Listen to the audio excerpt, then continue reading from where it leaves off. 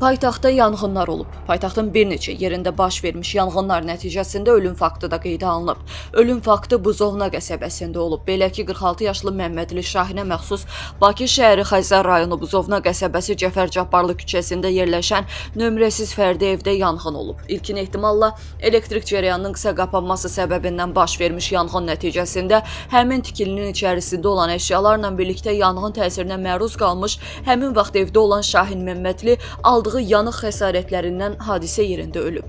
Keşlə qəsəbəsində tikinti materialları olan ərazidə də yanğın baş verib. Yanğın söndürənlərin çevik müdaxiləsi sayəsində yanğın genişlənməsinə imkan verilmədən qısa müddətdə söndürülüb. Yanğın nəticəsində ümumi sahəsi 400 kvadrat metr olan talvar altına yığılmış tikinti materialları, 150 kvadrat metr sahədə və yaxınlıqda dayanmış Mercedes markalı minik avtomobilinin salon hissəsi qismən yanıb. Tikinti materialları və avtomobilin qalan hissəsi ətraf ərazilər yanğından mühafizə olunub. Daha bir yanğın hadisəsi Bakıxanov qəsəbəsində baş verib. Belə ki, Bakıxanovdakı restoranlardan birində yanğın olub. Əraziyə Fövqəladə Hallar Nazirliyinin yanğından mühafizə hissəsinin bölmələri cəlb olunub və yanğın qısa müddət ərzində söndürülüb.